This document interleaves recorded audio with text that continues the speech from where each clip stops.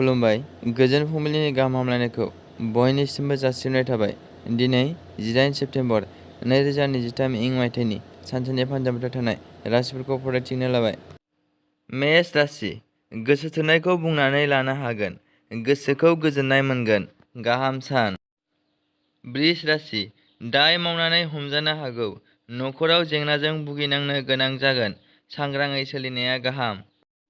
मिथुन राशि। अहंकार गोसोनि थाखाय सहायनो गोनां जागोन।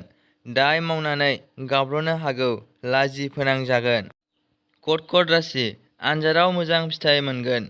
नखराव सुखु गोजोननि थासारि सोमजिगोन। रंजा बाजाजों सान बारहोनो हागोन। सिंह राशि। नांलाय खमलायजों असान्ति जासोगोन। जेंनाजों जाब्रबथाय सोमजिनो हागौ। गोसोखौ लोरबां मोनगोन। कन्या राशि। मोजां खामानि आखायाव फैगोन। गावखौ गुबुननि सिगाङाव दिन्थिना लानो हागोन।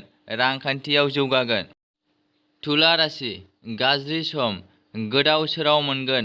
गोसोआव बायदिसिना साननाय सोमजिगोन। वृश्चिक राशि। रांखावरि मोनफुंगोन। हान्थिनाय लामायाव जाफुंसार जागोन। गोसो होनानै मावोब्ला फालांगियाव दावगानो हागोन। धनु राशि। फुजा फाथजों समा बारलांगोन। नखराव गोजोन जागोन। साना गोजोनैनो बारलांगोन। मकर राशि।